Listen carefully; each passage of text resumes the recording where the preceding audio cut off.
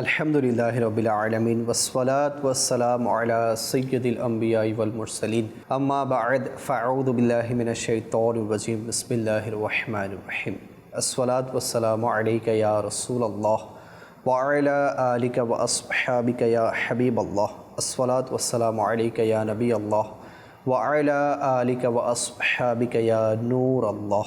মাদানী চ্যানেলের দর্শকবৃন্দ, দেখছেন অনুষ্ঠান আলোর পথে। যে যেখান থেকে আমাদের সাথে শরীক হয়েছেন আপনাদের সবাইকে জানাচ্ছি আমাদের এই অনুষ্ঠানের পক্ষ থেকে অসংখ্য শুভেচ্ছা এবং অভিনন্দন। আসুন অনুষ্ঠানের বিষয়ের দিকে যাওয়ার আগে দরুদে পাকের ফজিলত শুনে নেই। প্রিয় নবী রাসূল আরবি হুজুর নূর সাল্লাল্লাহু আলাইহি ওয়াসাল্লাম ইরশাদ করেন, যে ব্যক্তি আমার উপর একবার দরুদ শরীফ পাঠ করবে, আল্লাহ তাআলা তার উপর 10টি রহমত নাজিল করবেন, তার 10টি গুনাহ মোচন করবেন এবং তার 10টি মর্যাদা বৃদ্ধি করবেন।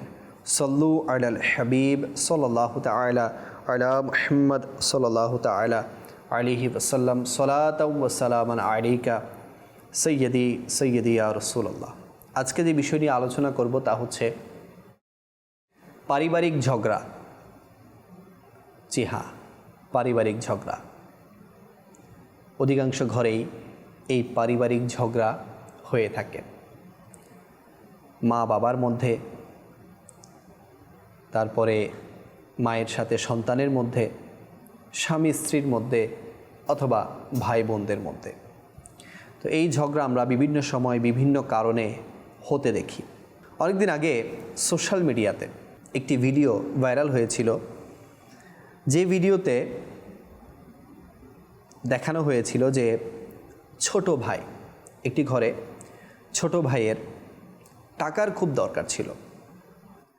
তো তাকে আর্থিক পেরেশানি থেকে বাঁচানোর জন্য তার বড় ভাই নিজের গাড়ি বিক্রি করে সেই টাকা দিয়ে ছোট ভাইকে আর্থিক সহায়তা করল। যখন ছোট ভাইয়ের আর্থিক অবস্থার উন্নতি হলো, তখন সে তার অন্য দুই ভাইয়ের সাথে পরামর্শ করে বলল, চলুন আমরা 3 ভাই মিলে বড় ভাইকে নতুন কার গিফট করে তাকে সারপ্রাইজ দেই। সুতরাং ঘরের নতুন কার আসার পর ছোট ভাই তার হাত দ্বারা বড় ভাইয়ের চোখে যে পাট্টি, অর্থাৎ যেহেতু সারপ্রাইজ দিবে, পাট্টি দিয়ে তো তাকে কারের সামনে এনে সেই হাত বা পাট্টি সরিয়ে ফেলল। ছোট ভাই যখন বড় ভাইকে নতুন কারের উপহারের কথাটি বলল, তখন বড় ভাই নিজের আবেগকে ধরে রাখতে পারল না এবং নিজের ভাইকে জড়িয়ে ধরে কাঁদতে লাগলো। বড় ভাইয়ের ভাষ্য ছিল, বড় ভাই বলতে লাগলো, এই সারপ্রাইজ, এই গিফট, এই উপহার আমার প্রত্যাশার চাইতেও বেশি। আমি এতটুকু কখনোই আশা করি নাই। তো আমরা 4 ভাই একে অপরের প্রাণের মতো, আমরা একে অপরকে ছাড়া থাকতে পারি না। আল্লাহ আমাদের একতা ও ভালোবাসা আরও বাড়িয়ে দেখ। নিঃসন্দেহে একতার মাঝেই বরকত নিহিত।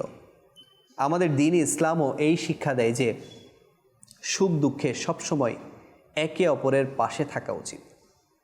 মাসিক ফয়জানে মদিনার পাঠকবৃন্দ, আত্মত্যাগের এমন অসংখ্য ঘটনা প্রায় মানুষের সামনে আসে। এক আরব দেশে বৃদ্ধ মা বাবার দেখভাল করার কারণে বিবাহিত বোন তার ভাইকে নতুন কার উপহার দিয়েছিল। একটি শহরে একটি মেয়ে শুধুমাত্র এজন্যই বিবাহ করেননি, তার ভাবির ক্যান্সার ছিল, ফলে তিনি তার সন্তানদের দেখভাল করতে পারতেন না। তখন এই মেয়েটি তার ভাতিজা ভাতিজির দেখাশোনার দায়িত্ব নেয়। 12-13 বছরের এক অসুস্থ ছেলে নিজের ছোট বোনকে সাইকেলে বসিয়ে নিজে প্যাডেল সাইকেল ধরত এবং বোনকে স্কুলে পৌঁছে দিতে যেত। সে বলতো, আমার বোন খুব ছোট, বেশিক্ষণ হাঁটলে সে ক্লান্ত হয়ে পড়বে। অতঃপর সে নিজের স্কুলে যেত। এ ধরনের অনেক ঘটনা আপনার এবং আমার আশেপাশে ঘটছে, যে একজনের জন্য অপরজন আত্মত্যাগ দিচ্ছে। কোনো ভাই তার বোনের জন্য, কোনো বোন তার ভাইয়ের জন্য কুরবানি দিচ্ছে। তো মানুষ এই দুনিয়ায় একাই আসে এবং একাই বিদায় নিবে, কিন্তু দুনিয়াতে জীবনকে একাকী কাটায় না। সে পদে পদে নিজের পরিবার, নিজের জাতি, নিজের কম এবং সমাজের অন্য মানুষের মুখাপেক্ষী হয়ে থাকে। সোশ্যাল লাইফে মানুষের সর্বপ্রথম মেলামেশা নিজের পরিবারের সাথেই হয়ে থাকে, যেখানে তার মা বাবা, দাদা দাদি, নানা নানি, ফুফা ফুফু, মামা মামি, চাচা চাচি এবং ভাই বোনেরা থাকে। এই সমস্ত সম্পর্ক মানুষ দুনিয়ায় জন্মগ্রহণের পরপরই রূপ ধারণ করে। আত্মীয়তা খুবই সুন্দর একটি বিষয়। এটি মানুষকে পরিচয় এবং চিহ্ন প্রদান করে, তার জীবনকে সহজ এবং উজ্জ্বল করে তোলে। একটি অনুকরণীয় পরিবারের গুরুত্বকে 6টি পয়েন্টের সাহায্যে বোঝা যেতে পারে। সে 6টি পয়েন্ট কী আসুন আমরা শুনি। নাম্বার 1, মানুষের আকাঙ্ক্ষা থাকে দুনিয়াতে এমন কেউ থাকুক যে তার প্রতি এতটা একনিষ্ঠ হবে যে তার উপকার এবং ক্ষতিকে নিজের উপকার এবং ক্ষতি মনে করবে। এই একনিষ্ঠ এবং অন্তরঙ্গতা মানুষকে সর্বপ্রথম তার পরিবারের আত্মীয়রাই দিয়ে থাকে। দেখবেন আমরা এমন মানুষকে খুঁজি যে আমার উপকারকে উপকার মনে করবে, আমার ক্ষতিকে নিজের ক্ষতির মনে করবে। তো এগুলো তো স্বাভাবিক নিজের পরিবারের সদস্যরাই করে থাকে। নিজের মা বলেন, বাবা বলেন, ভাই বলেন, বোন বলেন, স্ত্রী বলেন, সন্তান বলেন, এরাই কিন্তু কি করে থাকে। নাম্বার 2 বলা হচ্ছে পরিবারের সদস্যরা একে অপরের শিশুদের শিক্ষা এবং প্রশিক্ষণ আর দেখভালের ক্ষেত্রে নিজ নিজ ভূমিকা পালন করেন। দাদা দাদি, নানা নানির মিষ্টি ভাষায় কথা বলা এবং শিক্ষণীয় গল্প শোনানো, আঙ্গুল ধরে পথ চলতে শেখানো, মামা অথবা চাচা তাকে বাহিরে ঘুরতে নিয়ে যাওয়া, খাবারের জিনিসপত্র কিনে দেয়া, খালা অথবা ফুফুরা ওঠা বসা, কথাবার্তা, ঘুম থেকে ওঠার শিষ্টাচারিতা শেখানো শিশুদের ব্যক্তিত্বকে গড়ে তোলে। এভাবে শিশুদের মাঝে আত্মনির্ভরশীলতা গড়ে ওঠে আর সে বিভিন্ন স্বভাব এবং গুরুত্বপূর্ণ ব্যক্তিদের মাঝে থাকতে শিখে যায়। এসব বৈশিষ্ট্যই তাকে সমাজের গুরুত্বপূর্ণ সদস্য বানিয়ে দেয়। এরপর নাম্বার 3 পয়েন্ট বলা হচ্ছে বৃদ্ধ, দুর্বল, এতিম, বিধবা, গরিব এবং মজলুমদের জন্য একটি নিরাপদ আশ্রয় অনেক বেশি প্রয়োজন। এই প্রয়োজনীয়তা একটি পরিবার খুব সুন্দরভাবে পূর্ণ করতে পারে। যখন কারো উপর বিপদ আপদ নেমে আসে তখন পরিবারের সদস্যরা একত্রিত হয়ে তাকে ছায়া দানকারী হিসেবে আবির্ভূত হয় এবং তাকে বিপদের তীব্র রোধ থেকে বাঁচানোর জন্য নিজেদের দায়িত্ব পালন করে।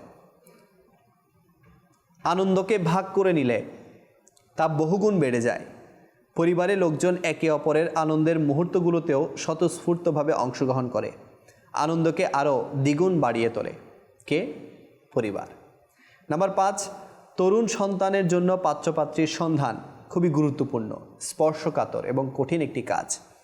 বিশেষত এমন ফ্যামিলিতে আত্মীয়তা করা যাদেরকে আপনি আগে থেকে চেনেন না, যা খুবই রিস্কি ব্যাপার, যার ফলাফল প্রত্যাশার সম্পূর্ণ বিপরীত হতে পারে। এমন অবস্থায় যদি নিজের পরিবারের মধ্যে ভালো পাত্রপাত্রী পাওয়া যায় তাহলে বিবাহের কাজটি অনেকটাই সহজ হয়ে যায়। এখানেও পরিবারের ভূমিকা। নাম্বার 6, অসংখ্য ইসলামী বিধিবিধানে পরিবারকে সামনে রাখা হয়েছে, যেমন আত্মীয়তার সম্পর্ক রক্ষা, বিবাহ হালাল কিংবা হারাম হওয়া, মোহরে মিছিলের মাসআলা, উত্তরাধিকার সম্পদ বন্টন, এতিমের লালন পালন, শিশুদের প্রতিপালন এবং ভরণ পোষণ, আবাসস্থল আর পর্দার মাসআলা। তো এই সব কিছুতেই পরিবারটা এঙ্গেজ। পরিবার ছাড়া এগুলো কিন্তু কখনোই সম্ভব নাই। কিন্তু বর্তমান সময়ে এই পরিবারের যে অবস্থার ব্যাপারে আমরা বললাম যে প্রত্যেকটা কাজে আপনার ব্যক্তিগত, আপনার সামাজিক, আপনার সাংসারিক, এই প্রত্যেকটা কাজেই যে পরিবার এঙ্গেজ, পরিবার সম্পৃক্ত। বর্তমান সময়ে যদি আমরা দেখি এই পরিবার কিন্তু বিভিন্ন পরিবার আজকে ভাঙনের শিকার। পরিবার যে ব্যবস্থাটা এটা ভাঙনের শিকার। কেন ভাঙনের শিকার? বলা হচ্ছে এই জাতীয় উত্তম গুণাবলীর অধিকারী পরিবারগুলো সত্যি খুব ঈর্ষণীয়।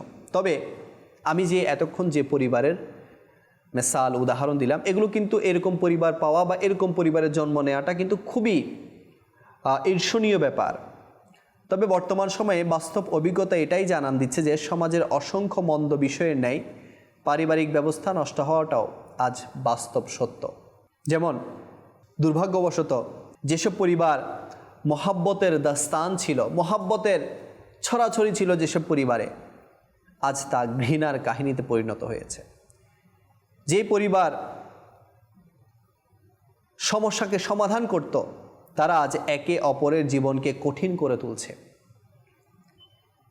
যেসব পরিবার নিজেদের মধ্যে আনন্দ ভাগাভাগি করে নিত, আজ তাদের অনেক সদস্যরাই একে অপরকে কষ্ট দিয়ে আনন্দিত হচ্ছে। যে পরিবার একে অপরকে দেখে খুশি হতো, তাদের অনেকেই আজ একে অপরের চেহারা দেখাকে অপছন্দ মনে করছে, পছন্দ করছে না। যে পরিবার যাদের মাঝে একতা থাকার কথা ছিল, আজ তারা বিক্ষিপ্ত ও গ্রুপিংয়ের শিকার হয়ে ছোট ছোট অংশে পৃথক হয়ে গেছে। কারো তার বোনের সাথে বনিবনা নেই, আবার কারো তার ভাইয়ের সাথে কথা বলা বন্ধ। কেউ তার ভাতিজার উপর রাগ করে বসে আছে, কেউ তার ভাতিজির উপর, কেউ তার চাচার সাথে রাগ করে বসে আছে। যখন এরূপ অবস্থা হয়, তখন আর ঝগড়া দুই ব্যক্তির মাঝে সীমাবদ্ধ থাকে না, বরং স্ত্রী সন্তানদের উপরও নিষেধাজ্ঞা আরোপ করা হয় যে খবরদার অমুকের ঘরে যাবে না। অতঃপর যখন মীমাংসা হয়ে যায়, তখন যাওয়ার অনুমতিও প্রদান করা হয়। শিশুরা তো এটাও জানতে পারে না যে আমাদেরকে কেন বাধা দেয়া হয়েছিল, আবার এখনই বা কেন যেতে বলা হচ্ছে। তখন তারা নিজেদের ভুল খুঁজতে থাকে। অনেক সময় এ জাতীয় ঝগড়া বিবাদ শিশুদের অন্তরেও ঘৃণার বীজ বপন করে। পরিবারগুলোতে না কারো ভুলের উপর পর্দা দেওয়ার আগ্রহ আছে, আর না আছে ক্ষমা করে দেওয়ার মতো হিম্মত। না ছোটদের প্রতি স্নেহশীলতা অবশিষ্ট আছে, না আছে বড়দের প্রতি সম্মান। সবই আজ বিপর্যস্ত। হ্যাঁ, এটা স্বীকার করছি যে প্রতিটি পরিবার এমন নয়, কিন্তু অধিকাংশ পরিবারগুলোর অবস্থা কেমন তা আপনারা নিজেরাই বিবেচনা করবেন। আসলেই আজকে বাস্তব চিত্র কিন্তু এটাই। আপনি অধিকাংশ পরিবার দেখবেন আজকে যৌথ পরিবার ছিল, একসাথে 2-3 চাচা একত্রে ছিল, আজকে তারা ছোট ছোট পরিবারে ডিভাইড হয়ে গেছে। আমার বাবার সাথে আমার চাচার কোনো মহাব্বত নেই, আমার বাবার সাথে আমার ফুফির না কোনো দেখা সাক্ষাৎ নেই। ছোট একটা বিষয় নিয়ে আজকে সেই বিষয়কে সলভ করার জন্য ভাই বোনের বিষয়, সেখানে তৃতীয় পক্ষকে আসতে হচ্ছে। ছোট্ট বিষয়। এরপর দেখা যাচ্ছে আমার সাথে আমার বোনের কলহ, পারিবারিক ঝগড়া। এর মাঝে আমার বোনের স্বামী আছে, শ্বশুর শাশুড়ি আছে, সন্তান আছে, আমারও স্ত্রী আছে, আমার মা বাবা আছে, আমার সন্তান আছে। দেখা যাচ্ছে কলহ হয়েছে মাত্র 2 ব্যক্তির মাঝে, কিন্তু ওই 2 ব্যক্তির সাথে সংশ্লিষ্ট আরও যে ব্যক্তিরা আছে, এদের সাথেও এই 2 পক্ষের না কোনো মেলামেশা আছে, না কোনো দেখা সাক্ষাৎ আছে। আজকে সামান্য পারিবারিক ঝগড়ার কারণে অনেক দিন পর্যন্ত কারো দেখা সাক্ষাৎ হয় না, কারো কথাবার্তা হয় না। তো এগুলো হচ্ছে আজকে বর্তমান সমাজের অবস্থা, পরিবারের অবস্থা। তো এই অধপতনের কারণ কি? পরিবার ব্যবস্থার এমন অধপতনের পেছনে যদি আমরা গভীরভাবে পর্যবেক্ষণ করি, তাহলে কিছু কারণ এক্সপার্টাইজ যারা আছে তারা লিখেছে। বলা হচ্ছে, হাজারো গুণাবলী বাদ দিয়ে কয়েকটি ভুল ত্রুটি নিয়েই খোঁচা দেয়া হয়, যা বাহ্যিকভাবে সামনের ব্যক্তির মন থেকে মহাব্বত দূর করে দেয়, প্রবেশ করায় না। অর্থাৎ দেখা যাচ্ছে তার হাজারো গুণ, সে আমার জন্য অনেক কিছু করেছে, আমার ভাই হতে পারে, আমার চাচা হতে পারে, অনেক কিছু করেছে, কিন্তু হঠাৎ যদি কোনো একটা ভুল তার মাধ্যমে হয়ে যায় বা সে আমার কোনো একটা ক্ষতি করে ফেলে, পেছনের সমস্ত হিস্ট্রি আমি ভুলে যাই। আর আমি এমন রিয়েক্ট করি যে রিয়েক্টের কারণে সে আর আমার চেহারাও দেখে না, আমার সাথে কথাও বলে না। এই ছোট বিষয় থেকে আস্তে আস্তে বিষয়টা বড় হয়ে পারিবারিক ঝগড়া, পারিবারিক কলহ এটা লেগেই থাকে। এবার বলা হচ্ছে পিছনে সমালোচনা করার কুফল, অর্থাৎ গীবত তথা কথা লাগানোর অভ্যাস, একে অপরের ব্যাপারে কুধারণা করা, গুনাহের অপবাদ দেয়া, যে অমুকের মেয়ে এমন, অমুকের স্ত্রী এমন, অমুকের লোক তার আত্মীয়দের সাথে মিলে আমার বিরুদ্ধে পরিকল্পনা করছে, অমুক লোক এত নিয়ামত কিভাবে পেল, অমুক লোক কেন সুখে আছে।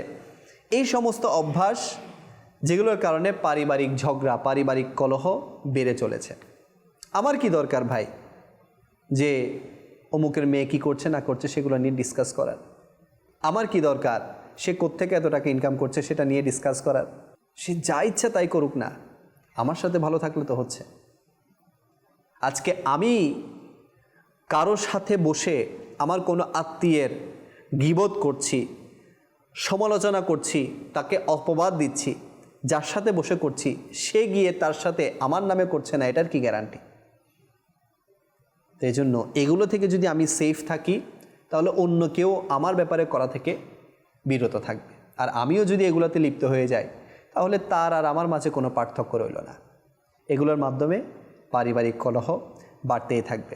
এবার বলা হচ্ছে অমুক তমুকের বলা নেতিবাচক কথাকে বিচার বিশ্লেষণবিহীন বিশ্বাস করে নেওয়াটাও পরিবারের সদস্যদেরকে একে অপর থেকে দূর করে দেয়। আমার ঘরের লোকের কথা আমি অন্য কারো কাছ থেকে শুনেছি, আমি আমার ঘরের সেই মেম্বারকে জিজ্ঞেস না করেই তার ব্যাপারে আমি নেতিবাচক মন্তব্য করে ফেলছি। তো এটা কেমন হতে পারে? আমি কোনো একটা কথা বাইরের মানুষ থেকে শুনেছি যে আমার ফ্যামিলি মেম্বার এরকম করেছে, ওরকম করেছে। তা আমি আমার ফ্যামিলিতেও আছে, সেই ব্যক্তিটা তো আমার ঘরেই আছে, আমি তার কাছে গিয়ে জিজ্ঞেস করি না যে ভাই আমি এরকম এরকম শুনেছি, আসলে কি ব্যাপারটা এমন? তাহলে তো কথা ক্লিয়ার হয়ে যাচ্ছে। তো এগুলো থেকে বিরত থাকতে হবে, নতুবা ঘরোয়া কলহ এটা বাড়তেই থাকবে। এরপর বলা হচ্ছে পদমর্যাদা অনুযায়ী সম্মান না করাও দূরত্বের কারণ হয়ে দাঁড়ায়। আমরা জানি যে ভিখারিকে কিছু দিয়ে দরজা থেকেই বিদায় দেওয়া হয়, আর সম্মানিত মেহমানকে ঘরে ডেকে এনে বসিয়ে চা পানি পরিবেশন করা হয়। যখন আমরা কারো পদমর্যাদা অনুযায়ী তার সাথে আচার আচরণ করব না, তখন তিনি কি খুশিতে নাচবেন নাকি হৃদয়ে আঘাতপ্রাপ্ত হবেন? তো এটাও একটা চিন্তার বিষয়। যেমন যদি আপনার ছেলে মেয়ে তাদের চেয়ে দ্বিগুণ বয়সী আত্মীয়, উদাহরণস্বরূপ তার চাচা হতে পারে, তার মামা হতে পারে, তো তাদের সাথে যদি উঁচু আওয়াজে অভদ্রভাবে কথা বলে, তাহলে তাকে বাধা দেয়া বা তাকে বোঝানোটা এটা হচ্ছে মা বাবার জন্য অন্যতম কর্তব্য। অন্যথায় আপনার নীরবতাকে বড়দের প্রতি অশ্রদ্ধা আপনার সন্তুষ্টি হিসেবেই বিবেচিত হবে, যা বাহ্যিকভাবে তার মর্যাদার পরিপন্থী হবে। আরও একটি কথা, যখন আপনার সন্তান নিজের চেয়ে বড়দের সম্মানের বিষয়টি ভুলে যাবে, তাহলে কাল তার হাত আপনার ঘাড় পর্যন্ত পৌঁছাবে, তার জবান থেকে আপনার সম্পর্কে কটু কথা বের হবে। সম্ভবত সে সময় আপনি আপনার ভুল বুঝতে পারবেন। সেজন্য আজই সব কিছু সামলে নিন। অর্থাৎ আপনার সন্তানদেরকে সঠিক পারিবারিক শিক্ষা দেয়া।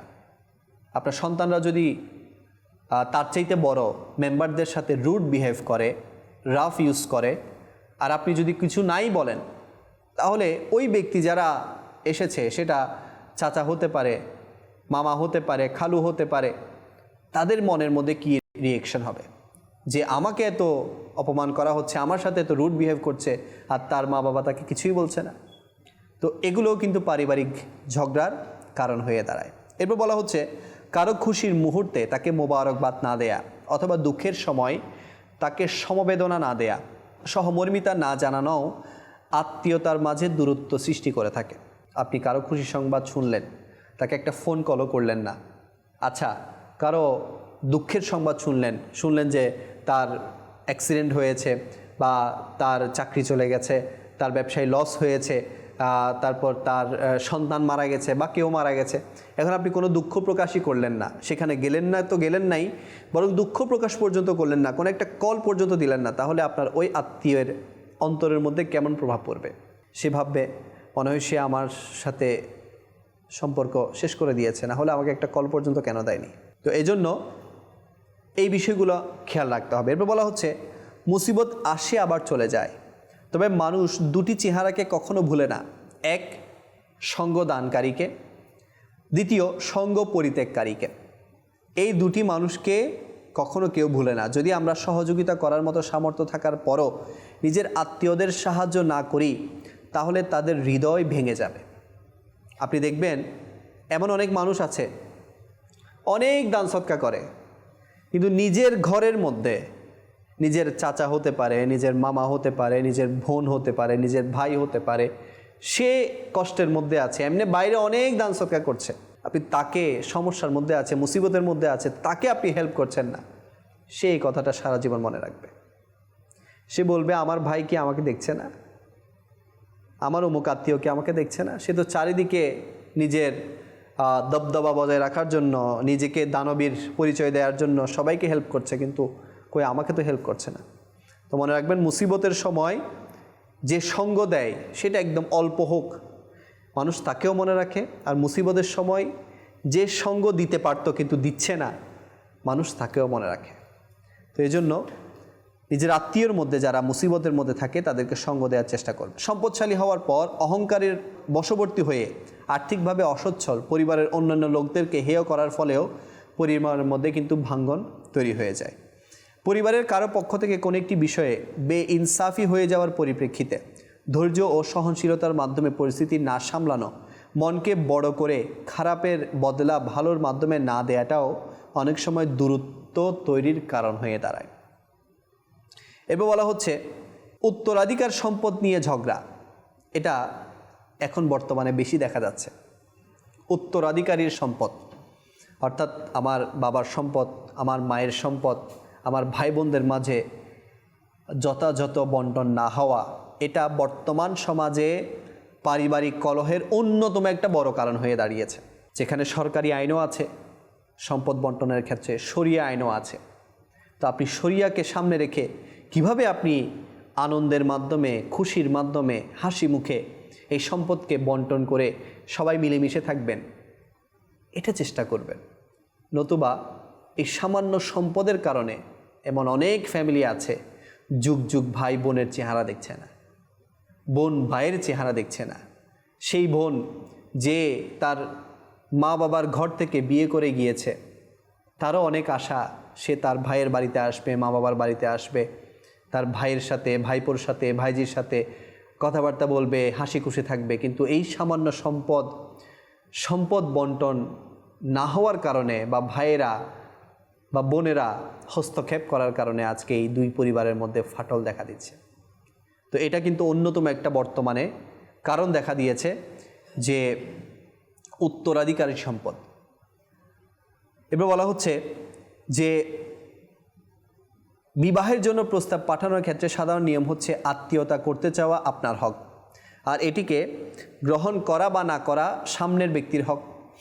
কিন্তু অনেক মানুষ এতটুকু বিষয়কে নিয়ে এতটা হাঙ্গামা তৈরি করে দেয় যে আলামান ওয়াল হাফিজ, যে অমুক লোকটি ওই সম্পর্ককে কেন ফিরিয়ে দিল, আমার সন্তানের মধ্যে কিসের কমতি ছিল, অথবা অমুক আত্মীয় ষড়যন্ত্র করে এই বিবাহ হতে দেয়নি, অথচ বিবাহ সেখানেই হয় যেখানে নসিবে লেখা থাকে। কথাটিকে সাধারণ মানুষ এভাবে বলে থাকে, স্বামী স্ত্রী জোড়া আসমানেই লেখা হয়। সুতরাং সম্পর্ক ফিরিয়ে দেওয়ার কারণে শত্রুতা লালনের পরিবর্তে তকদিরের লেখার উপর বিশ্বাস করা উচিত, তাহলে পরিবারকে ভাঙনের হাত থেকে বাঁচানো যাবে। জি হ্যাঁ, এটাও কিন্তু অনেক বড় একটা কারণ পরিবারের মধ্যে ঝগড়া হওয়ার। সেটা কি? ধরেন আমার কাজিনকে দেখতে এসছে, মেয়ে কাজিন, এখন ছেলেপক্ষ দেখতে আসছে। এখন ছেলেপক্ষের পছন্দ হতেও পারে, নাও হতে পারে। এমন তো না যে মানে আসলো আর পছন্দ হয়ে গেল, অনেকের ক্ষেত্রে হয়ে যায়, অনেকের ক্ষেত্রে হয় না। তো এখানে কাজিনের মা বাবা মনে করে যে তার কোনো আত্মীয় স্বজন নিকটস্থ, হয়তোবা তারাই এখানে কোনো গাবলা করেছে, এই জন্য সম্পর্কটা হয়নি। ভাই, আপনার মেয়ের সাথে ওই ছেলের তকদিরে লেখা ছিল না, এজন্য হয় নাই। এখানে খামাখা আপনি কোনো আত্মীয়কে পেঁচিয়ে সম্পর্ক কেন নষ্ট করছেন? এই ক্ষেত্রেও কিন্তু অনেক সময় সম্পর্ক, পারিবারিক ঝগড়া বেজেই যায়। এছাড়া আপনি দেখবেন পরিবারের মধ্যে এমন কিছু লোক থাকে যেগুলো বিয়ের মধ্যে বা বিয়ে সংক্রান্ত কাজের মধ্যে হাঙ্গামা না করলেই তার চলে না। সে মোহরানা নিয়ে ভেজাল করবে, সে খাবার দাবার নিয়ে ভেজাল করবে, সে দেয়া নেয়া নিয়ে ভেজাল করবে। তো এগুলোর কারণেও কিন্তু পারিবারিক কলহ অনেক সময় বেড়ে যায়। তো এর সমাধান কি? এতগুলো কারণ যে আমি বললাম, যে কারণগুলোর কারণে আজকে পারিবারিক কলহ বেড়ে যাচ্ছে, তো এর সমাধান কি? পারিবারিক সম্পর্ককে মজবুত করার জন্য সর্বপ্রথম একে দুর্বলকারী বিষয় থেকে বাঁচুন। এছাড়াও ইসলামের আলোকিত শিক্ষার উপর আমল ইনশাআল্লাহুল কারীম আমাদের পরিবারকে সমাজের অনুকরণীয় পরিবারে পরিণত করবে। যেমন একে অপরকে সম্মান করা, হকসমূহ আদায় করা, নম্র ভাষায় কথা বলা, মিষ্ট ভাষা ব্যবহার করা, বড়দের সম্মান করা, ছোটদেরকে স্নেহ করা, দুঃখ ভারাক্রান্তের মনকে খুশি করা, অসফলদের হিম্মত দেয়া, কষ্ট মুসিবতের সময় সঙ্গ দেয়া, আনন্দ ও বেদনার মুহূর্তে শরিক থাকা, সকলের প্রতি সমানভাবে সম্পর্ক রাখা, গ্রুপিং থেকে বাঁচা, গীবত না করা, চগলখড়ি না করা, কাউকে অপবাদ না দেয়া, এরপর কষ্ট পাওয়ার প্রেক্ষিতে সবর করা, ভুলের কারণে ক্ষমা প্রার্থী ব্যক্তিকে ক্ষমা প্রদান করা, একলা চলো নীতি থেকে বেঁচে থাকা, যেমন তুমি তোমার ঘরে সুখে থাকো, আমি আমার ঘরে সুখে থাকি, এই ধরনের চিন্তাভাবনা থেকে নিজেকে বাঁচানো। এরপর আরও যে বিষয়গুলো আমরা আলোচনা করেছি, এই বিষয়গুলো নিয়ে যদি আমরা চিন্তা করি এবং এগুলো থেকে যদি আমরা দূরে সরে আসতে পারি, ইনশাআল্লাহুল করিম আমাদের ঘর, আমাদের পরিবার সুখের পরিবার হবে। আমাদের আত্মীয় স্বজনকে নিয়ে আমরা সুখের মধ্যে থাকতে পারবো যদি ছোট থেকে ছোট বিষয়গুলোকে আমরা স্যাক্রিফাইস করতে পারি। এখন তো আমরা ছোট থেকে ছোট বিষয়গুলোকে স্যাক্রিফাইস করি না, না সে আমার সাথে এমন কেন করেছে, আমিও করব। সে আমার খবর নেয় না কেন, আমিও তার খবর নিব না। সে আমার মেয়ের বিয়েতে মনে হয় আসে নাই, আচ্ছা সে আমার ছেলের বিয়েতে মনে হয় এটা ঝামেলা করেছে, আমিও তার ছেলের বিয়েতে যাব না, আমিও তার মেয়ের বিয়েতে যাব না। তো এই বিষয়গুলা আমরা ক্ষমা করতে শিখছি না এবং ছোট ছোট বিষয়গুলোকে আমরা গায়ের মধ্যে নিয়ে নিচ্ছি, যার কারণে পারিবারিক কলহ বেড়েই চলছে। আমার নবী করিম সাল্লাল্লাহু আলাইহি ওয়াসাল্লামের হাদিসে মোবারকা শুনুন। আমার নবী করিম সাল্লাল্লাহু আলাইহি ওয়াসাল্লাম ইরশাদ করেন, মিসকিনকে সদকা দেয়া হলো একটি সদকা, আর আত্মীয়দেরকে সদকা দেওয়ার মধ্যে দুটি সদকা রয়েছে, একটি সদকা এবং অপরটি আত্মীয়তার রক্ষা করা। আর বলা হচ্ছে, তোমরা তোমাদের বংশীয় ধারা জেনে নাও, যাতে করে এর কারণে তোমরা তোমাদের আত্মীয়দের সাথে সদাচরণ করতে পারো। নিঃসন্দেহে জেনে রাখো যে আত্মীয়দের সাথে সদাচরণ করা এটি পরিবারের মাঝে মহাব্বত এবং ধন সম্পদ বৃদ্ধি এবং বয়স বৃদ্ধির অন্যতম কারণ। নবী মুকাররম নূরে মুজাসসাম সাল্লাল্লাহু আলাইহি ওয়াসাল্লামকে জিজ্ঞাসা করা হলো, কোন সদকা উত্তম? তিনি ইরশাদ করলেন, যা বিদ্বেষ জন্মে থাকা আত্মীয়দের প্রতি করা হয়, এটা হচ্ছে উত্তম সদকা। তো আল্লাহ তাআলা আমাদের সবাইকে আত্মীয়দের সম্পর্ক রক্ষা করার, বিশেষ করে পারিবারিক কলহ থেকে নিজেকে বাঁচার তৌফিক দান করুক এবং ভালো পরিবেশ আমাদেরকে গ্রহণ করার তৌফিক দান করুক। কেননা ভালো পরিবেশ যতক্ষণ আমরা পাবো না, ততক্ষণ আমাদের এই মাইন্ড সৃষ্টি হবে না। তো এজন্য আলহামদুলিল্লাহ দাওয়াত ইসলামের উত্তম পরিবেশ আপনাদের সামনে। তো এর মধ্যে নিজেও সম্পৃক্ত হয়ে যান, নিজের পরিবারবর্গকেও সম্পৃক্ত করান। ইনশাআল্লাহুল করিম আমি আপনি পারিবারিক কলহ থেকে বাঁচতে পারবো, পারিবারিক ঝগড়া থেকে বাঁচতে পারবো। ছোট ছোট যে বিষয়ের কারণে আমাদের আজকে ঝগড়া হচ্ছে, সেগুলো ইনশাআল্লাহুল করিম আমাদের পরিবার থেকে দূর হয়ে যাবে। আজকে এতটুকুই। ইনশাআল্লাহুল করিম আগামী পর্বে আরও একটি বিষয় নিয়ে আপনাদের সামনে হাজির হওয়ার চেষ্টা করব। আপনাদের সুস্থতা কামনা করে এখানেই শেষ করছি। সল্লু আলাল হাবিব সাল্লাল্লাহু আলা মুহাম্মদ সাল্লাল্লাহু আলাইহি ওয়াসাল্লাম।